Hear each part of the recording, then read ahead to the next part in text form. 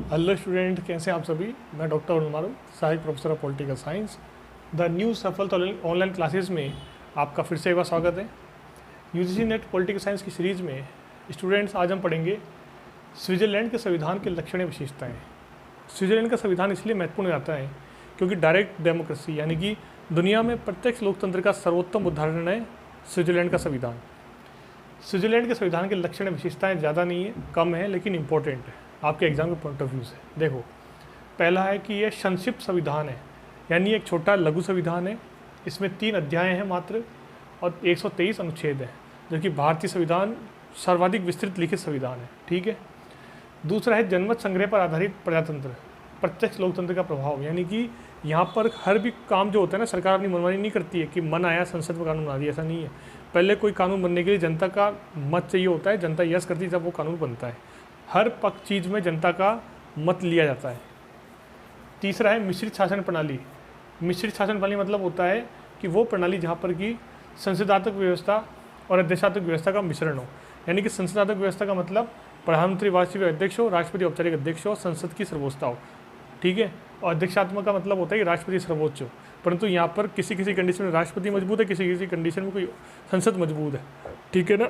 तो यहाँ पर संसदात्मक अध्यक्षात्मक, संसदात्मक व्यवस्था भारत में, ब्रिटेन में, अध्यक्षात्मक अमेरिका में, परंतु यहाँ पर दोनों का स्वरूप देखने को मिलता है। अगला है राज्य का विभाजन 3 आधारों पर। यहाँ पर इस देश का विभाजन 3 आधारों पर किया गया है, भौगोलिक आधारों पर। पहला तो संघ है ही, स्विट्जरलैंड एक संघ देश है। संघात्मक व्यवस्था है यहाँ पर, और यहाँ की संघात्मक व्यवस्था जो है वो इंडिया के बिल्कुल नज़दीक है, इंडिया के संघात्मक व्यवस्था की जैसी है, कनाडा की संघात्मक व्यवस्था जैसी है। दूसरा, जब संघ को बांटते हैं राज्यों में तो उनको कहते हैं कैंटन्स, जैसे इंडिया में राज्य हैं, केंद्र राज्य हैं। ठीक है। और जब राज्यों को जिलों में बांटते हैं, डिस्ट्रिक्ट में बांटते हैं, इनको बोलते हैं कम्यून। यानी कि स्विट्जरलैंड को भौगोलिक आधार पर 3 आधारों पर बांटा गया है, संघ, कैंटन और कम्यून के आधार पर। ठीक है। अगला है प्रत्यक्ष लोकतंत्र। अगला है प्रत्यक्ष लोकतंत्र, यानी कि प्रत्यक्ष लोकतंत्र की पद्धतियाँ, मतलब प्रत्यक्ष लोकतंत्र में होता है ये किसी भी आधार पर कानून का बनाने से पहले जनता का संग्रह करना, जनता का मत जानना, रिकॉल, यानी कि ढंग से कोई विधायक या मंत्री काम नहीं कर रहा है तो उसको वापस उसके पद से हटा दिया जाए, उसका चुनाव दोबारा हो, उसको वापस बुला लिया जाए संसद से।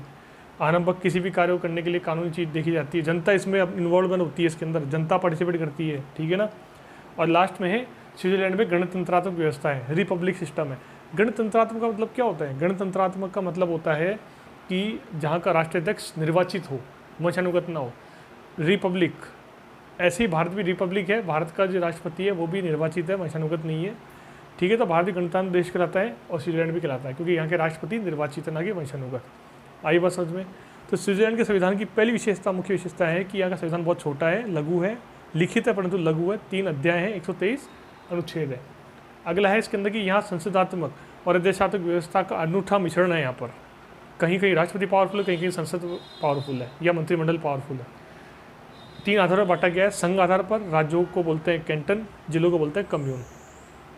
और इसके अलावा प्रत्यक्ष लोकतंत्र का घर है ये, it is the house of home of direct democracy. यह है प्रत्यक्ष लोकतंत्र का, जनतंत्र का घर है, क्योंकि यहाँ पे प्रत्यक्ष लोकतंत्र के तरीके अपनाए गए। आरंभक हुआ, रिकॉल हुआ, प्रत्यावर्तन हुआ, जैसे कि कोई मंत्री ढंग से कार्य नहीं कर रहा तो उसको संसद वापस बुला लिया जाता है, तो चुनाव होता है, टोटल रिकॉल। ठीक है ना। और जनमत संग्रह, जनमत संग्रह प्रत्यक्ष लोकतंत्र का प्रभाव है इस पर। जनमत संग्रह का मतलब होता है कि सरकार अपनी मनमानी से कोई कानून बना सकती, सरकार को इस पर मत देना पड़ता है, अपना सरकार को मत देना पड़ता है कि हमने क्यों बनाया, और जनता इस पर जनमत संग्रह करती है, जनता वोटिंग करती है उस चीज़ पर, पर्टिकुलर टॉपिक पर, जब जाके वो चीज़ पास होती है। इसे जनता की मनमानी, इसमें सरकार की मनमानी नहीं चलती है, जनता की वोटिंग होगी, जनता इसको मानेगी, जब इसको आगे पास होगा। और राज्य का वैसे 3 आधार पर हो गया, प्रत्यक्ष लोकतंत्र है ही यहाँ पर। और लास्ट में गणतंत्रात्मक व्यवस्था यानी कि रिपब्लिक सिस्टम है, यानी कि राष्ट्रपति यहाँ का निर्वाचित है, ना कि वंशानुगत है। आई बात समझ में। तो स्टूडेंट, आज के लिए इतना ही काफ़ी है। चैनल को सब्सक्राइब कीजिए, वीडियो को लाइक कीजिए, शेयर कीजिए। Thank you.